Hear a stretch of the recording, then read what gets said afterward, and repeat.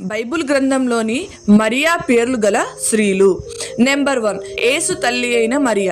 ఈ మరియమ్మ యోసేపునకు ప్రదానము చేయబడి పరిశుద్ధాత్మ ద్వారా గర్భం ధరించి ఎలిషాబేతును దర్శించి గలీలేయ దేశం నజరేతు నుండి బెత్లెహేమునకు ప్రయాణమై వచ్చి యేసునకు జన్మనిచ్చి యెరూషలేము దేవాలయంలో నిలిచిన యేసు గురించి వెతికింది.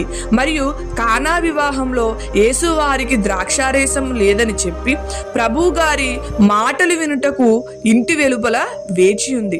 చివరిలో ప్రభువు వారిని సిలువ వేసినప్పుడు సిలువ యొద్ద నిలబడి యోహాను ఇంటికి చేర్చబడింది. యేసు వారు అహరోనమై పరలోకం వెళ్ళిన తరువాత మేడగదిలో ఏక మనసుతో ఎడతెగక ప్రార్థన చేసిన 120 మందిలో ఒకరు యేసు తల్లి అయిన మరియ గారు. నెంబర్ 2, మగ్దలేని మరియ. ఈ మరియకు 7 దెయ్యములు పట్టి ఉండగా యేసు వారిచే దెయ్యములు వెళ్ళగొట్టబడిన స్త్రీ. మగ్దలేని మరియ ప్రభునకు పరిచర్య చేసిన వారిలో ఒకరు. ఈమె కూడా క్రీస్తు సిలువ వేయబడినప్పుడు ఉన్న స్త్రీ. క్రీస్తు వారి సమాధి స్థలము చూసిన వ్యక్తి. అందరికంటే ముందుగా అనగా క్రీస్తు వారు తిరిగి లేచిన తర్వాత ఖాళీ సమాధిని చూసినది ఈ మగ్దలేని మరియే. మరియు మొట్టమొదటిగా పునరుత్థానుడైన ప్రభు వారిని కూడా చూసింది ఈ మగ్దలేని మరియే. నెంబర్ 3, బెతనీయ మరియ. ఈ మరియ బెతనీయ గ్రామంలో నివసిస్తూ మార్తా లాజరు సహోదరి. ఈ మరియ యేసు పాదాల యొద్ద ఉండి ఆయన బోధను విన్నది. తన సహోదరుడైన లాజరు చనిపోయినప్పుడు యేసు ఉన్న చోటుకు వచ్చి ఆయన పాదాల మీద పడి ఏడ్చెను.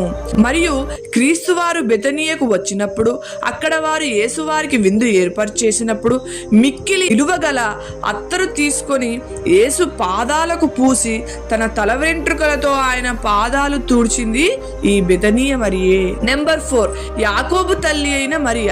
ఈ మరియ ఎవరంటే క్రీస్తు 12 మంది శిష్యులలో ఒకరైన అల్ఫాయి కుమారుడగు యాకోబు తల్లి. ఈ మరియ కూడా క్రీస్తు వారికి పరిచారం చేసింది. ఈ మరియ కూడా మగ్దలేని మరియతో క్రీస్తు వారి సమాధి వద్దకు వెళ్ళింది. క్రీస్తును సిలువ వేయబడినప్పుడు ఉన్న స్త్రీలలో ఈమె కూడా ఒకరు. నెంబర్ 5, యోహాను మారుపేరు గల మార్కు తల్లి అయిన మరియా. హేరోదు పేతురును పట్టుకొని చెరసాలలో ఉంచినప్పుడు పేతురు కోసం సంఘమంతా అత్యాశక్తితో యోహాను తల్లి అయిన మరియా ఇంట్లోనే ప్రార్థన చేశారు. మరియు తన భూమిని అమ్మి దాని వెల తెచ్చి అపోస్తల పాదాల యొద్ద పెట్టిన బర్నబా ఈ మరి యొక్క సహోదరుడే. నెంబర్ 6, క్లోపా భార్య అయిన మరియా. యోహాను సువార్త 19వ అధ్యాయము